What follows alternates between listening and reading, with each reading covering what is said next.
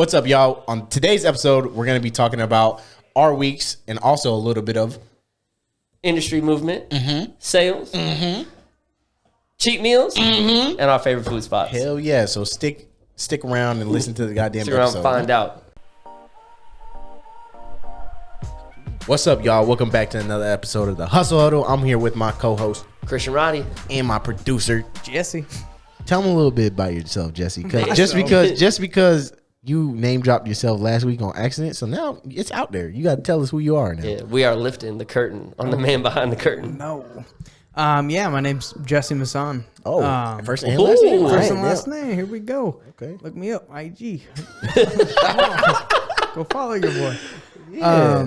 Yeah. So you wanted me to kind of explain my relationship with you guys, correct?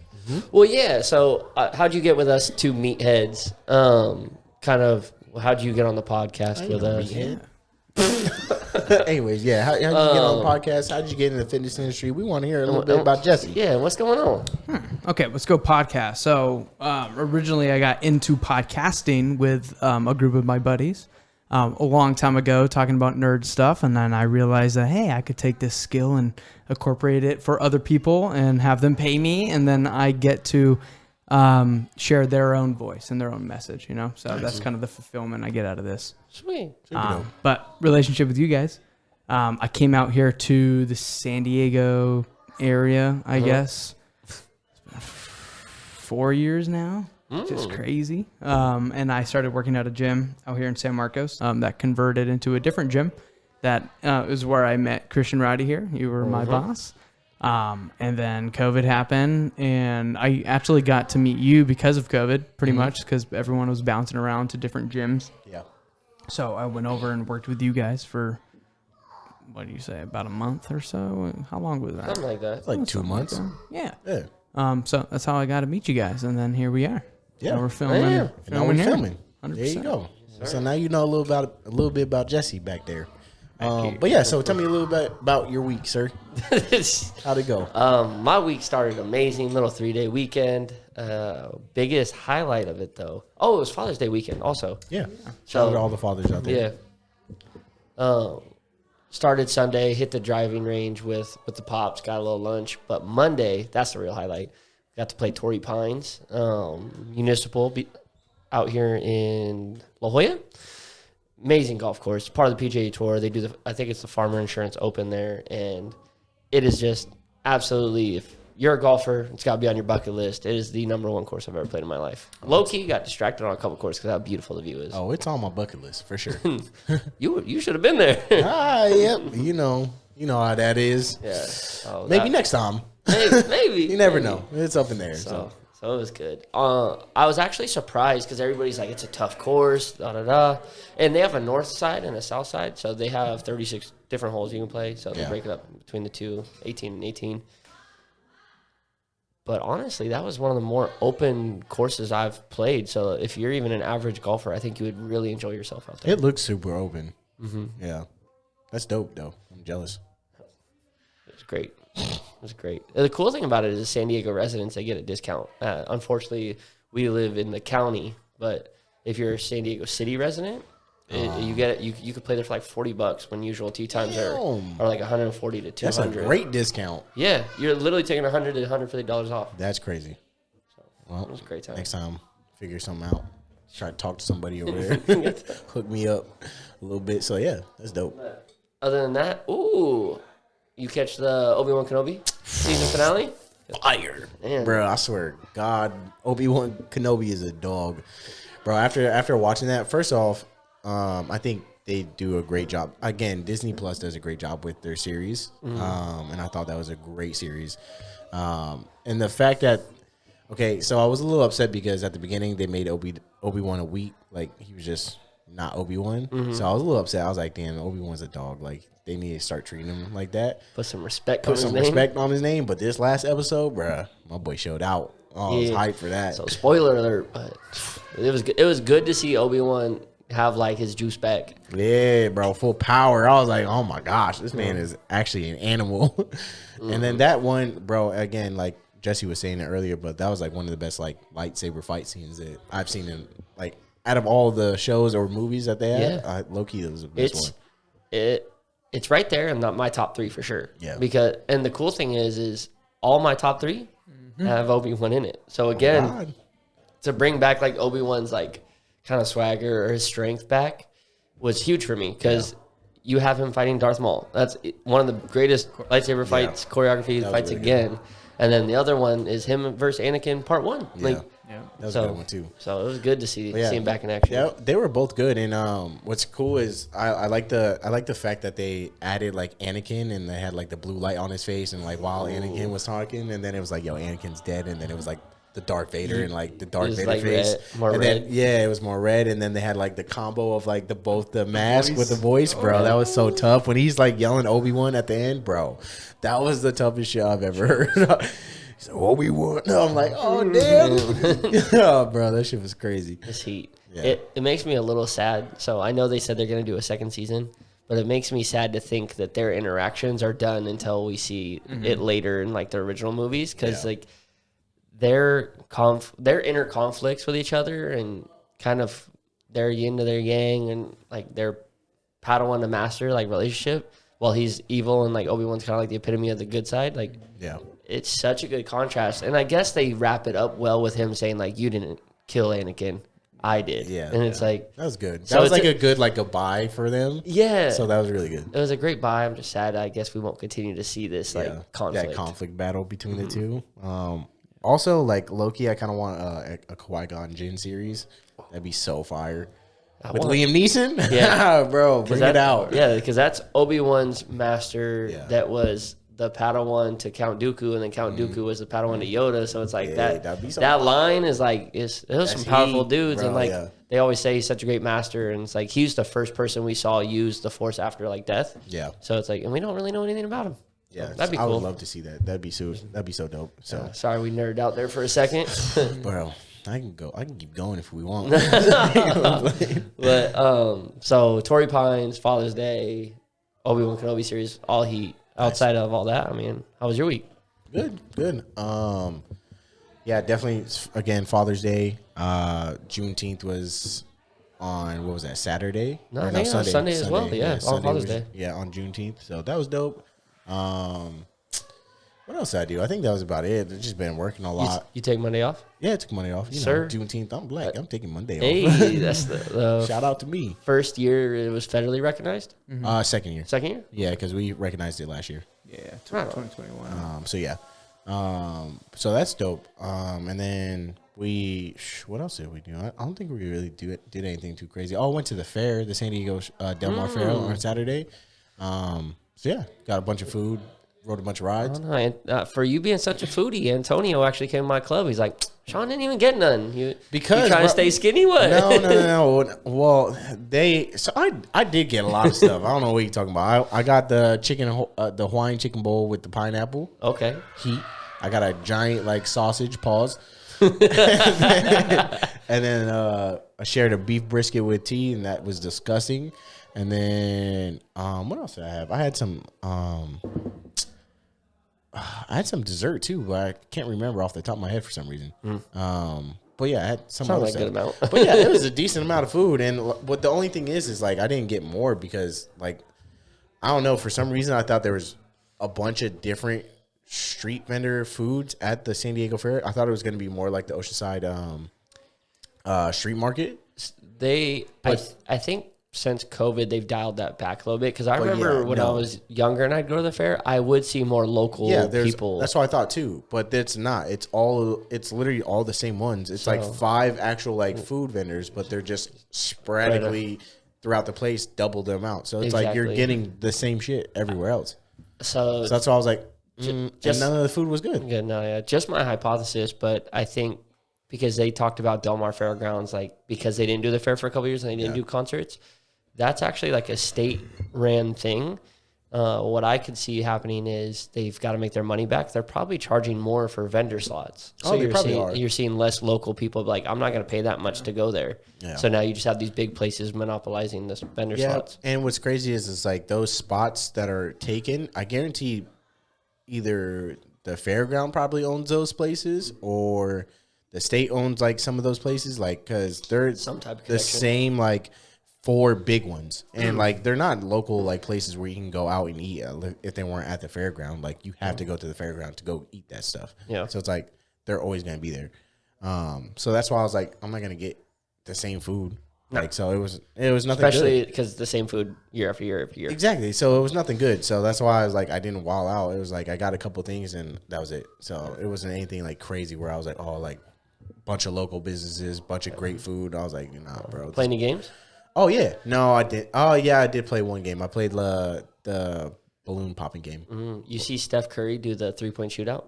Mm-hmm. Um, I didn't see. It didn't show any of the balls going in from the one I watched. Oh no, you watched the right one then, because yeah. the whole caption was like Steph Curry showing how rigged these are. Because if Steph Curry's not making points, like, he made like 1 or 2 normal ones, and then they have a section where they call it like the money one. Yeah, the money and shots. those are the ones that are like double points or whatever. He sunk all those though. But like the 8 to 10 before that, he only made like 2 of them. No shot. See, So- that's when if my boy, the wettest man on earth, ain't hitting that, bro. Don't come holler at me for $5 talking about come make 4 shots and win, You know, facts. bro. Get away from me. Yeah. So yeah, I did that, and then just work. A lot of movement has been going on in our industry, obviously, like and it's definitely very fluent. Like not fluent, but it's very like it's always going. Yeah. There's always something going on. There's always people moving someplace, and there's always people getting promoted. There's always people like leaving. So like it's always moving and stuff going on. So yeah. Yeah, and that's one of the cool things is being in such a health conscious state like California, and then being in a fitness industry, which as of right now, there's a lot of demand for it. Like fitness is always kind of needed. Now, whether everybody is willing to accept that and do it, that's a different story. But fitness is always going to be needed. It's always going to be busy. So when you're with a bigger, I mean, even if you're in an area like this, but when you're with a big corporation, in gyms, you're going to see a lot of movement. So you got to have the right people in place. People are getting promoted. People are moving. Again, in California, it's expensive, so some people are even moving away. Yeah. But always opportunity. Like, and that's one of the benefits of being at a big corporate gym rather than a smaller gym is there are those opportunities. Yeah. So, That's but good. yeah, I think like this year, like before it was like when one of our spots would open up, it was like maybe once a year. Bro. But now it's like everyone's like, Every got to other- keep your head on a swivel. Bro, It's like yeah, every 3 so- months or something. And what's crazy is even like before when spots opened up before, they were still like pretty frequent, but not this frequent. No. Like it was like maybe like once or twice a year. Like there would be like a major spot that opened up. Yeah. That would create movement for other spots. Yeah. But this year it's just like boom, boom, boom, boom, boom. Like our depth chart is like getting like utilized like crazy. So it's like we're running out of depth. So it's like Development's huge because Yeah. to your point, like we've used a lot of our bench and we've got to Yeah. keep our bench strong. bro, that's why. So like obviously I've been trying to like harp on my team, and like I want the best for like myself and my team. So like we've been having those conversations about like development and like always staying ready so you don't have to get ready type of deal. So it's like you have to stay ready. So especially in this market, you have to stay ready so you don't have to get ready whenever that time does come. That's what I was telling her. I was like, yeah, like hey, there's a management spot opening up like down the road over here, like.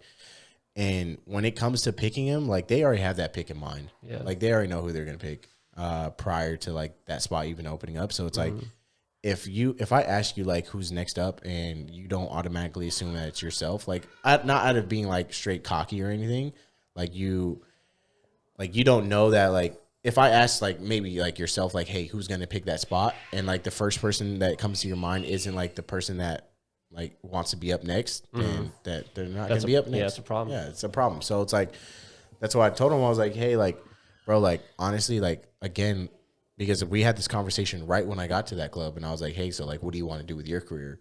And he's like, oh, I want to grow, and I want to move up. And I'm like, bro, you got to go. Like, if you want to like move up and grow, like you got to be ready to go, like right now. So I was like, what do you need to work on? And like that's what we'll work on, and that's what we'll focus on. And then like over this month, I'll figure out what else we need to work on.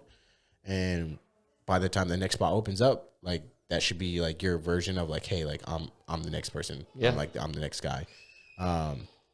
But yeah, that the spot opened up, and it's like again, it was like, what were we doing differently from last time? And again, I had to tell him like, stay ready so you don't have to get ready, bro. So like, Yeah, every day's an interview. Like literally, when you're in an industry that does have movement fast like that, yeah, or in moments like this, because when a spot eventually opens up, to your point, like if your leaders are prepared, they already know who the bench is, who's the next up and comer, who do they want to see take that spot. Sure, there's going to be interviews to kind of like whether to prove that's the person or prove it's not the person. Find like red flags and stuff like that. Yeah. And then also give other people opportunities to kind of understand where the rest of your bench is at. Maybe somebody surprises you with their readiness, or somebody brings up some pretty good points and you're like, cool, I'm going to keep an eye on that. I always think of interviews as well as like an opportunity for me to provide development tools, or if I'm the one actually going through an interview, like I want to learn something out of the interview, like maybe expectations of my leaders. So, but definitely, like if you should be a front run, if you want the position, make sure you're the front runner when the next position comes available. Yeah, for sure. And sometimes like you don't always have to necessarily be like the front runner in like certain metrics. Like I'm not telling like him like, hey, you got to be like the best salesperson in At the everything. world. At everything. Like you obviously you're not going to be the best at everything, but like you got to somehow set yourself apart from your peers, and whether that be like you're processing, like you're process oriented, you're more analytical, like, or you're number one in actual metrics, like somehow you need to set yourself apart from your peers and like what makes you different from the rest of the people that are applying. So like, that's what I told him. I was like, I get it that you can sell in this club, and I get it that you can sell like in person, but like, can you continue and copy and like paste that amongst like other people? Something measurable, repeatable, teach it to a team. Yeah, 100%. So yeah. So stay ready so you don't got to get ready. Stay ready so you don't have to get ready. Yeah, that's great advice. So yeah, so that was like one of the bigger things that we talked about early in the week, and what's crazy is like this spot will get filled, and I guarantee another spot will be opened up here pretty soon. Like, for sure. There's so many people like moving and stuff going on. So like, that's why I tell them, I'm like, and what's crazy is like people used to tell me this too, and I used to take it with a grain of salt, and I was like, you know what, like I'm not listening to you. Yeah. And then I don't know when it switched in my mindset where I was like, yo, I got to stay ready so I don't have to get ready. And I was just like always like prepared for the next spot. I wasn't like the best at everything, but like I definitely had something different than the other person. Yeah. And I don't know when it clicked or when, like what age or like what happened where I was like, you know what, like I'm done bullshitting. Like, let's get down to business and grind. So like, I think that's when, like, I can't remember when I switched, but like that triggered me, and I was like, fuck, we got to just grind. Yeah. So yeah. No, life experience is huge. I mean, going through those moments and having something click. But I'd love to talk about a little bit, since fitness is so important. We've seen people be inactive for the last 2 years, and us depleting our bench. Like, we're promoting some of our best people right now, or some of our best people are maybe going in different industries. And then we have more people who have never been to a gym before or haven't been in a really long time coming in gyms now. Yeah. So it's like, if for our industry, like if you want to either get into it and set yourself apart right away, or you're in it currently, it's like, hey, you want to set yourself apart away? I think the number one skill to learn, whether you're a trainer or gym front desk or a salesperson, want to be a manager, like sales, work on your sales craft, because sales craft is being the key. Yeah, and like being a true fitness professional for all these people who are walking through our doors right now. Like, I don't know if I've ever had more guests than I'm getting right now in my gyms, because of just how front and center fitness has become for the general population. Yeah, and it's super important because with like sales goes a long way. It doesn't just stop at like the fitness industry. Like, sales goes into like the way you communicate with like yourself in like interviews and stuff like that, because like essentially an interview is like you selling yourself to that other person. But being sales strong and sales driven in this type of industry is super important, and that's how, again, like how you're going to slingshot your way to the top and essentially set yourself away from your peers. And a good salesperson can teach other salespeople basically how to be great salespeople. So especially for my team, like what I told my team, like right when I got there, I was like, hey, I want everyone to be like fitness professionals. Like, I get it that if you're a front desk or if you're like strictly like sales and service expert or like personal trainers, I was like, I basically want all y'all to be personal trainers, and the customer service just comes along with it, like essentially. So, but yeah, really understanding like who you're talking to and like who you're actually with is like super important when you come down in sales. Like, there's a lot of psychological stuff that goes into sales, but obviously that's for like a different episode. We can get deep down into psychological stuff, but like off rip, like you should definitely figure out what that type of person, who you're talking to, and like how you can, I don't know, basically sell yourself to that person, or sell the experience to that person, or sell their dream to that person. But yeah, go a little bit more in depth on like kind of like what your skills are, like kind of like not your skills, but what kind of tools do you keep in your bag? Like every salesperson has like their go-to tools. So Yeah, absolutely. I mean, it's tough. So my go-to tools, I mean, that's going to change situation to situation, but we'll go about, so because I'm a gym operator and a business operator, we'll start with, I guess, the thing that I know will make the biggest impact to my club long-term is point of sale, like a new person walking in. So we'll kind of talk about that, is providing them the greatest experience possible and making it value-based towards their fitness routine. Because, again, if I onboard this member, I give them a great experience, they'll stay longer and get to their goals, which is going to have a ton of different business ideas or business benefits for my club. yeah, I guess, but in that process, there's a lot of sales skills I use. One is I truly believe people buy you. Whatever you're doing, whether it's an interview, you're trying to get a date, you're selling a product, you're selling a gym, people buy you. Yeah. So you have to be likable and trustable.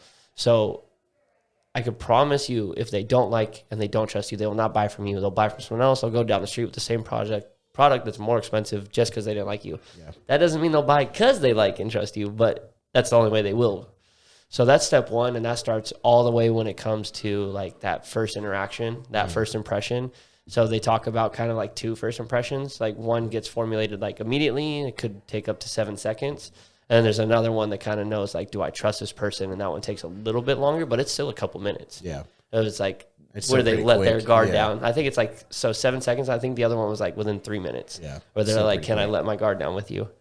So that's step one. And then my biggest thing is obviously mirroring. So when they come in, I'm my best self. Smile, energetic, handshake, and then I figure out who they are shortly after. Yeah. And then I go into what I call 4 levels of a goal after that. So that being level, when we're talking about fitness, so the 4 levels of that, and this is where I start to identify it. And you have to take it a layer at a time because they're only going to give you 1 layer at a time. So when you're looking at the 4 levels of a goal, level 1 is going to be their vague goal, kind of their surface level, that first thing that they tell you when you are still figuring out that first impression piece. Yeah. And then the level 2 goal is when you're starting to get a little bit more relationship built with them. This is going to be their specific goal. What are they in here today doing, and what am I going to help them get to? Yeah. Level 3 is now if you can combine specific with a time bound. And time, when it comes to like a fitness goal, isn't super important to me, but the way I leverage it to get to my level 4 goal, which is now their emotional connection. So everything I do is a reverse engineer of how can I get to their why, which is their level 4 goal and their emotional connection, and what this is going to do for them. Yeah. So there's a lot more that I do in my gym to break down that. So people are asking like, what? Like probably like, it's just selling a gym membership. What are we talking about? Yeah. It goes deep. But the biggest thing going into it now is I have to tour this person around my facility, and I don't mean it in a way that I'm just going to walk them around my gym. Here's treadmills, here's a pool, here's some Museum. 45-pound dumb plates. It's you feel like you're a tour guide in a museum. Yeah, museum tour guide. You are a fitness professional. So you find out these goals because you want to connect with them. So when I'm touring them around, I break it down into how it's going to affect them and their goal as I break down these levels. So I'm going into an area that, one, was probably the most important to them. That's why I need to find out their specific goal. So like, hey, like, you want to lose 20 pounds? Like, awesome. So it's weight loss. Yeah. So now if I wasn't here today, like, how would you have done that? Like walking in the gym today, what was your intent on what you would do to lose that 20 pounds? Oh, weightlifting. First place I'm taking him is weightlifting now because I'm still building up that first impression, trust. I need him to trust me. Yeah. Same thing if it was like a guy and he told me he wanted to do the treadmill to lose weight. I'm taking him to the treadmills. Yeah. First thing I'm do is not going to be like, oh, you're wrong. Cardio isn't the best. Let me take you to the weights because now I'm already losing that trust. Yeah. So that was a lot of rants. I need to catch my breath. No, yeah. I mean, I loved it. I loved exactly what you said. I think the most important thing is definitely first impressions. I think first impressions go a long way. So especially for like someone especially for going into a gym atmosphere, like it's very intimidating off rip. So like you don't want to be the person that's already coming off even more intimidating because like they don't even want to be in the facility. So it's like, but not just for like specific like fitness sales, but also just for in sales in general. Like I think for first impressions, they're super important. Huge. So yeah, the 7 seconds thing, and then I think it's like 30 seconds or a minute later or 3 minutes later. Like again, they drop their guard again, but There's the other one where it's like based off of like how you look, that people buy off of like your appearance, and then it's like that's like 50% of like how they buy, and then it's like another 40% is based off of like your tone and like how you sound, and then like 7% is like off the words you say. Yeah, it's like something minuscule, and you're like, what the fuck? Like you can literally say not anything, but like you can say like some stupid shit, but if you're saying it with confidence and like the tone and you look the part, like people will buy from you. Yeah. And when I read that, I was like, what the fuck? Like that's insane. So yeah, I do a lot of mirroring when it comes to like my sales too. Like again, like regardless if it's like just for fitness, but for selling anyone in general, I do like mirroring, and I always like to give someone like a compliment. Little icebreaker. Yeah, a little icebreaker. I always break the ice with a compliment, like, hey, like, how's your day going? And like, oh, I love the shoes, or I love the watch, or I love the shirt, or like something simple. Just because one, that's gonna like I can judge based off where the conversation is gonna go from there. It's like I already have conversation starters. Like, oh damn, like where'd you get that watch, or where'd you get those shoes, or where'd you get those pants from? And like that can go like a branch everywhere. Like I can figure out how to start a conversation off of anything like that. So I always start off with like the simple, like, hey, quick little compliment, or I give them like a little icebreaker. I think one of the tools that I figured out like the most that helped me sell the most was being vulnerable. So being vulnerable with the person that's in front of me, in order them to be vulnerable with myself. Yeah. Again, because people buy from who they like and trust. So like if they're like, they see this 230-pound black man and they're like, oh, he's super vulnerable and nice. Like, hey, maybe I could drop my guard a little bit and like open up a little bit to him. I forget what book it was in, but I was reading a book and it was more related to how to build like more relationships in like a new workplace or something like that, or taking over as a leader. It was something of that nature. People are 40% more likely to like you and be involved with you if you ask them for help. Even if it's a topic you know about, like to show, because it shows that piece of vulnerability that you're talking about. And you show it in different ways. So it's a lot of times when I'm having like small talk with people when I'm trying to build that relationship up, because again, no one's going to tell me all their life stories and emotional connections around their fitness unless I actually care about who they are and we build a relationship of trust. Yeah. But one of the things is when we're talking about that is like, it might be little stuff of like where they work and what do they do for work. Yeah. Some people use that for more like, oh, I'm going to qualify this person, their finances. No, I truly want to know. And then hopefully they do something I have no idea about. So then I can ask them more about it. Like, that's an awesome job. Like, how'd you get into that? Tell me more. Like, if it's finance, I would like, I'll mention a little bit of like the dumb mistakes I've made in finance. Like, man, I would need your help for sure. And then they're like, oh, this guy's harmless. He's a nice guy. So that's another cool little tip. No, yeah, it's like it's super crazy on like that's why I love psychology so much, because there's so much that goes in depth into it, especially with like sales, like with conversating and like being like a personable person and having conversations like based off of just body language. I like to read a lot of people's body language and when we go into sales. So like right when I shake someone's hand, like I'll judge them just based off of like the handshake, or I'll judge them based off of like how much distance is being put between us, like when we walk down the aisle and stuff like that. So it's like stuff like that, like I'll judge and I'm like, oh, okay, like I either need to be like more pushy with this person, or I need like dial it back a little bit. Like I'm being like a little bit too more aggressive. Like my body language is being too aggressive for this person. So it's like, I need to dial it back. So there's a lot that goes into it when I think of like going deep into sales. I'm like, I go into body language, like the tone of someone's voice, like how confident are they speaking, like where are their eyes going when I say something. Exactly. If they're making strong eye contact, if they're not, and like where the eyes are going, like fidgeting or like stuff like that. And I'm like, okay, like I either gotta like wrap them up, I gotta get their attention, I gotta wrap it up, or I gotta like dial it down. Like there's a couple things, there's a lot that goes into it. And I think a good thing, like, so sales is mostly conversating, to your point, in psychology and like conversation. A big thing that salespeople have a problem doing is they talk too much. Oh, for sure. So it should be an open dialogue. But like some of my biggest sales and my easiest or smoothest sales is like, they're doing 70% of the talking. I'm doing like 30%. And it's really just guided. And here's like one of the key things, open-ended questions versus closed-ended questions. That way that I'm allowing them to elaborate. I'm allowing them to tell me their story. I'm allowing them to tell me, again, this is a sale, what they want. Yeah. So 100%. That's like one of the biggest things too, is like building rapport with that person, and not over talking. Like, because there's times where I've talked way too much in sales where I'm like, fuck, like I'm rambling. I was like, I need to relax. Just because one, I was like nervous. Like right when I first started like doing sales, like I was nervous. So I did a lot of talking, and I was a museum tour guide, and I'm like, here's the treadmills, here's this. And then I'm like, do you know what this does? And I'm like, so like that. And then once I started like realizing like they're just another person, and I just started to get to know them as a person, like just like, regardless if I'm like going to sell you or not, you're still a person. So I just want to talk to you like a normal person. So getting to know them on that level, I was like, that's what kind of like set me apart when I started making better sales, because I was starting to actually build rapport and let them speak and understand like what they want and understand like who they are as a person, where we connect. And that's what like kind of like slingshotted my sales up, because I was like, all right, letting this person talk the whole time. And then I'll like get back to the desk, and they're like, hey, do you guys actually have this piece of equipment?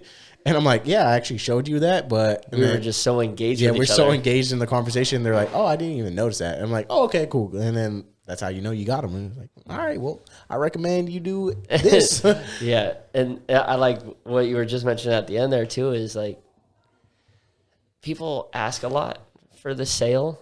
If what's unique about our industry and things that set you apart is what you were saying, is like have organic conversations with them, talk to them as a human being, not like you're just trying to tell them about everything. But also, you're the fitness professional. Like, understand their needs, understand their wants, understand their emotional connection and why. And then if you truly believe, and we have a unique product where it does, like, this is going to benefit you, and you make that recommendation for the sale. Yeah. You're not asking, like, do you want to buy this? You are making your recommendation for the purchase. Yeah, because, again, like, you go to a mechanic when you have car issues. Mm-hmm. You go to a doctor when you have health issues. Mm-hmm. Like, you are the fitness professional, and I'm here to give you your prescription and your recommendation for what's going to help you in your weight loss journey. So there might be situations where a doctor asks you which form of treatment you want. Yeah. Which form, right? He's asking which form. He's not asking do you want treatment? Do you want the form or not? He's recommending, based on what I've seen, this is what we need to do. This is our next course of action. Yeah, 100%. And what's crazy is, like, a lot of people don't realize it's like, oh, damn, like, they are fitness professionals, and like I am in a different environment that I do need help in. And a lot of people don't realize they need help until it's like, one, it's too late, or it's just, I don't know, like it's prolonged and they just don't want to ask for help. Yeah. Or that they want help, but they don't really know how to ask for it, or they have this like brick wall up and they want to do it on their own for some reason, self-consciously, or some insecurity. Like, it's hard to admit, like, oh yeah. It's hard to admit that you're wrong. If we're relating to the gym, like, you're wrong, you don't know what you're doing, you don't know how to take care of your own human body. So, which is okay. Like, that's why people study for it. That's why there's degrees for it. It's not the easiest thing in the world. Like, it's literally a specialty. Yeah. I just stomped out my earring right now. Oh my God. It's just bent like crazy. But no, yeah, I can't understand why it's like intimidating and like people don't want to ask. Like, I get intimidated still when I go into a gym like I don't know. Like, that I've never been in. Yeah, bro. Like, if I don't like, I get excited. I mean, I do, and I also get like a little intimidated just because like I don't know where anything's at. Like, I'm gonna walk around looking like an idiot for a couple minutes. Like, again, like I'm new to this gym too, so like if I'm going to a brand new gym and like I just don't know anything, I'm like, oh shit, okay, this is kind of new for me. It's another reason why it's so important. Like, we have to remind ourselves, like, put yourself in the consumer shoe. They don't know anything about your treadmills. They don't know anything maybe about treadmills in general. They don't know anything about your brand. They don't know anything about, again, since we're talking about fitness, they might not know a lot about fitness. And you might assume, like, you don't know what you don't know. They might even say, like, no, I'm good. I know what I'm doing. They don't know what they don't know. Yeah. And that's another powerful tool that I use is, there's like a fancy word for it. It's like pre-planned spontaneity. But my goal in every sales experience is to create an aha moment for them. Oh, damn. What's that? Based off the questions that I ask, I should be steering them to this moment like the entire time, where they're like, oh, they come to the realization, this product is exactly what I was looking for. But they came to that conclusion, not me. Yeah. I didn't tell them that. So then what's the difference between like you and like a shark? Me and a shark. Well, Yeah, I'm a a car low key salesman. shark. They just don't realize it. But We'll say car salesman, more of an aggressive shark. Because I get what you're saying. I'm more of like a hunt at night shark in the low key. Well, I think the biggest thing is one is intent. So I'm doing it for the right reasons. You're right, yeah. So, and I have a product that you could spend millions of dollars on. I can literally empty, like if you emptied your bank account in this product, like I'm still going to go to sleep at night feeling comfortable and confident in it. Yeah. One, because I have the team around me that I know will get you to your goals. Two, but three, like I truly believe in this product myself. I've done it. I've seen what it's done for me. I've seen what it does for others. So that's a unique experience that I have. Car salesman maybe don't believe in the newest Honda. What about number 2? One to 3. So that's why I was on there. Oh, wait, what? You said 1 and then 3. I did 3. Yeah. Did I really? Yeah. So that's why I was like, "Where's number 2?" No, so 1 is intent. I guess we'll say 2 is the product. And then 3 is just I had great mentors that taught me the right way to do it. Like again, I'm doing it for you. I'm making a recommendation to get you your goal. Like there's no matter how much money I make on the back end, that's going to be on pause. Yeah. And I'm relating it to you and your goal. So 100%. And that's a cool thing is in our industry, you know, there's been times that it's been commission based, it's been bonus based, but you always make more when you're doing the right thing. In our industry, you could do well for yourself while doing good for others. Oh, so yeah, for sure. Well, we're lucky to have that benefit. I think that's because, but even if you put me in real estate, you put me in car sales, it's all about the image. Like we have an intangible product, but it's still, if I sold a car, like you have an emotional connection to why you're looking at the specific car, whether it's you wanted to build this family, so you're looking to save gas money and blah, blah, blah. So you got the Prius and it's like, you didn't care about how you look, or you're trying to be that young fit business professional and you want that sleek car, but you also want to think about the effect on that you'll have on the world, like your like footprint. Okay, that's the Tesla, but it's like you have to connect all that and then recommend it. Like that's what you're going for. Okay. It doesn't matter how much the car or the house is marked up. Like shit, you want the nice house with the best school district, and you want your kids to feel safe and comfortable. Like then that's what I'm gonna tailor it to. But that's because I listen to you. You don't care about what it has in the kitchen. You don't care what it has in the bathroom. You cared about the school district because you were looking to raise 2 young kids. For sure. Yeah, I said the economy, not the Yeah, ecosystem. Not the ecosystem. But yeah, I get what you're saying. Yeah, that's why I love the industry too. At the end of the day, it's like we're literally changing lives, and what we sell as our product is literally life changing. So that's why it's so dope to do it. Yeah. So quick, I guess in those quick 3 things is 4 things now, I guess. One was intent that I have to truly, because I truly care about people. And that's why I'm in this industry, is to help people. 2 is I'm lucky enough to sell a product that I believe in. Okay. 3 is I listen. 4 is I make a recommendation based off of what I heard. Got it. There it is. Yeah. Easy steps to selling. We're breaking it down like that. All right. No, it was good though. Cool, man. But yeah, I mean, that's the key to success when it comes to sales. Hopefully you've learned a thing or two, but I think it's about... So you know what time it is. Oh my God. You know what time it is. You know what time it is. A 5-minute fitness tip. So this week's fitness tip is what? Cheat meals. Cheat meals. I know we wanted to all get down to the nitty gritty. Yeah. Can we eat it? Can we not? Can we? Do I have to suffer? Can we? Yes, you can. Yeah, Okay. Hopefully that makes y'all feel a little better, a little less anxious. I would say 100% it is very healthy to have. I don't know if I would call them cheat meals. Like I've heard people call it refeeds. Yeah. But it is 100% important to get that nutrition in, but also feel human again and eat some of the things that you might be craving. Yeah, I totally agree. I think cheat meals are definitely beneficial for any diet because it's going to be, one, that refeed, and it's going to help you stay on track with your normal diet if you have the discipline to continue. Don't mistake cheat meals for cheat days. I know motherfuckers be like, yeah, I got a cheat meal this Saturday, and then the whole day a motherfucking cheat It's meal. like pancakes, waffles, bacon, eggs, sausages, and that's just like, breakfast, that's right? Lunch came around. They're like, "Hey, yo, get that barbecue." And you're like, yeah, it's my cheat meal today. And then- motherfucker, what? It's a cheat meal. Yeah, One. dinner. They got One. pizza and cookies for the day. They had like 10,000 calories. So yeah, I think don't mistake the cheat meal for the cheat day. Just because again, you're gonna be putting all that.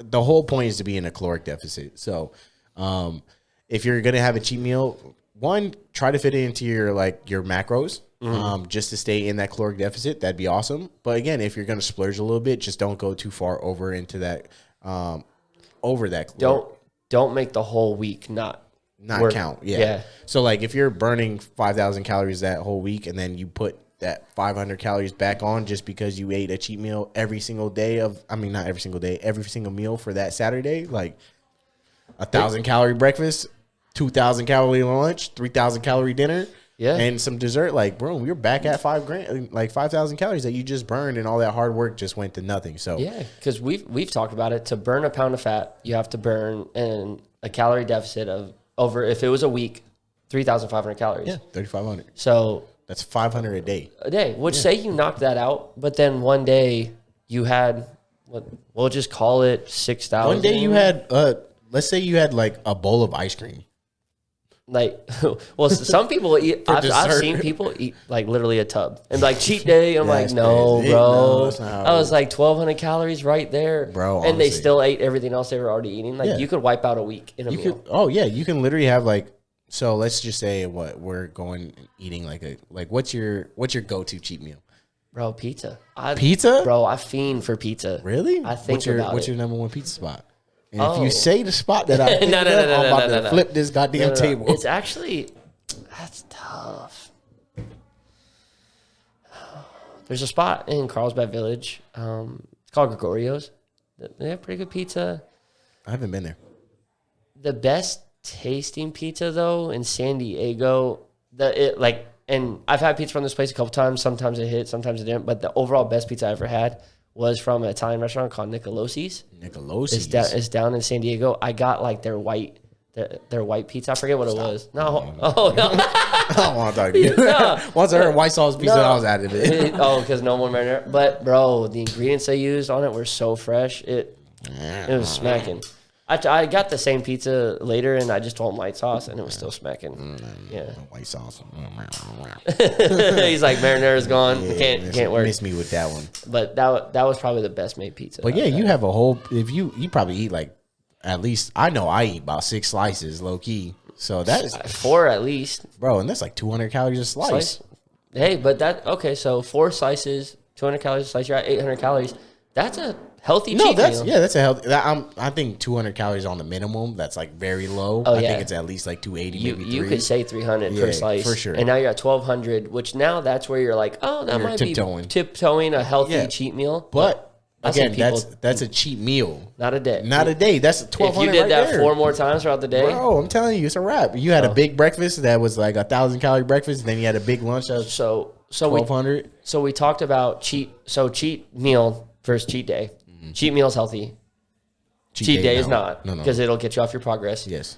To other people who might say like, I've got to be on plan all the time, and they say maybe even meals aren't that healthy. Like, what's kind of like your argument? I don't know. Again, one, it goes based off of like what your plan is. Like if their plan is to gain muscle mass or if their plan is to lose weight, again, it's either being that caloric deficit or being the caloric surplus. Like that's all. At the end of the day, that's all it is. Okay, and it's not day by day. It could be over the course of weeks. No, months. Again, because you're making the decisions. Again, we talked about it: 3,500 calories to burn 1 pound a week. Like you're not gonna burn a pound of fat in a day. I mean, you can, but that's gonna be you shouldn't. Yeah, it's gonna be unhealthy and like it's gonna just cost you everything. Yeah. But again, you want to be in that caloric either deficit or surplus, depending on like what your like goals are and like what you want to do. So, the cheat meal is. Again, it's for you to be human. Like, you got to have a cheat meal. You got to have, like, what you want. Sanity. Yeah, for your sanity. You can't just be going around eating ground turkey and rice all day. Like, I mean, you can, but, like, that's no fun. Especially if you're not, like, one of those people that's going to compete or be a bodybuilder, then you don't need that. And I like it for moderation, feeling human, helping you fight off cravings. So another question people ask are, should cheat meals be planned or should you have them when you feel like you need them?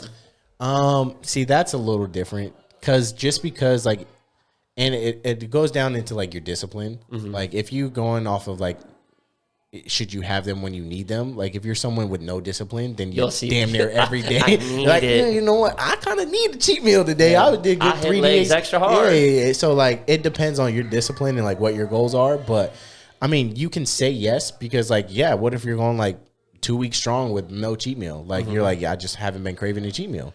And like that's a great thing. And then there's other weeks where you had a cheat meal and you're like, I didn't even really crave that, but Yeah, you did it because it was planned. Exactly, because it was planned. So it's like yes and no, just because it's based off of how much discipline you have as that person.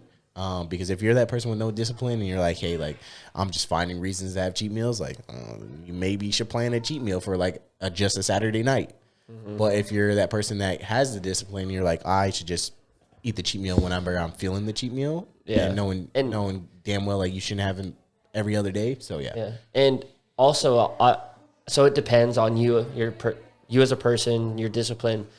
But also, again, when we factor it in, like your overall health, like mental health and stuff, let's say you had a family event and it's like you can't miss it, but everyone's eating out. And it's like, oh, you don't want to go because you can't resist it. Or you go and you don't eat and you don't socialize, you don't drink. It's like that's the worst. Maybe plan your cheat meal to that event. Yeah, so you can feel like a human, you're engaged, you're involved. That's the worst. So, I know some people where they're like, oh, I can't go do this because I just can't eat that much. And I'm like, so you're not going to the whole event because you can't eat? Yeah, because you can't eat or you're not disciplined enough to do it. Or I just saw you smack back a cheat meal the other day, and you're like, yeah, that was that day. That was the day. And you did it when you needed it. I clown. So, but again, even if it wasn't planned and you did mess up, I would still say it's okay to have a second cheat meal that week. Bro, honestly, it's better to be human. I think it's better to have like a social life and like be human and have another cheat meal that second day versus canceling a whole social event and not going and be like, yeah, I had my cheat meal. 100%. It is what it is. FYI, my cheat meal, since you didn't ask. Oh, man, you know I care about you. Hold up. What is your favorite cheat meal? Oh, I already know what it is. That's why I didn't ask. All right, what's your favorite cheat meal? Cocoa Ichibans. What? Boy, I could fuck that up. for the people at home who don't know. For y'all don't know, let me put y'all on real quick because, I'm about to serenade y'all with the nice food critic vibes. You feel me? So, Cocoa Ichibans is Japanese curry, and you're gonna look it up. It's gonna look bad off rip because he can attest to it. I love Hawaiian like food. I love chicken katsu, and he showed me a picture of Cocoa Ichibans. It looked like chicken katsu, and someone just like threw some red sauce on top of it. I was like, "What are they doing about my chicken katsu?" Listen, this Japanese curry right now. I'm blessing y'all right now. I don't really give out my tricks and like all that, So I'm really putting y'all on game. But if you get a chance and you down in either like Balboa area, or if you're up in Irvine area, or if you're in Japan, go hit up Cocoa Ichibans, bro. That's a spot, and get the double chicken cutlet curry with cheese level 8. So since you're a foodie, and you asked me, what's your favorite pizza spot out here? Well, give us both, because I don't know where. Last time I checked, it was like 27 different states, 3 countries. So my favorite pizza spot that I've been to forever is definitely in New York, and there's this good spot in Manhattan, and then there's one kind of like in upstate. But the one that I really like is called Joey's in New York, and it's so good. So that's like one of my favorite spots. But again, I think it's because they put it's in the water over there, so that's why. That's the thing. So it's a thing over there, so that's why you don't get it over there. Bread baked differently. Yeah. But for pizza out here, I did have pizza down in Little Italy. Okay. I can't remember the name of the spot, but it's half deli and half restaurant. I know what you're talking. That's where me and Karen went to get. We made pasta there. I had a margarita pizza there. Yes. So that's a second. So there's the Foodery, and then there's another place that's. Oh, dude, it's so good. I forgot what the name of the spot is, but it's literally like half an Italian deli, and then the other half is a restaurant. You could I'm lost for the name, but you can look it up. So it's in Little Italy, fire pizza spot, bro. Gas. And what's crazy is like so I'm half Italian, and my aunt makes fire pizza. Like their pizza was pretty damn delicious, and that spot's a pretty damn spot on. Like it's pretty good. So damn, that might be what I gotta do this weekend. I'm telling you, low key pizza sounds heat. Damn. Well, on that note, now that we got you probably craving some food, for real. Remember, just don't eat it all in one day. Just eat it in one sitting. Yep. You feel me? That's it. But yeah, thanks for stopping in again. Go what? since we don't necessarily can tell them where we can find that pizza spot, can you tell them where they can find us? You know where you can find us on Spotify, on Apple Music, on YouTube, on where else? On Google apps or whatever the Google stuff is. Because we use iPhones, TikTok, we got Twitter, we got everything. So, and we might be somewhere at somebody's crib. I just don't know who's crib this time. So, but come holler at us and also like, subscribe, shout us out. You know, get us out there, bro.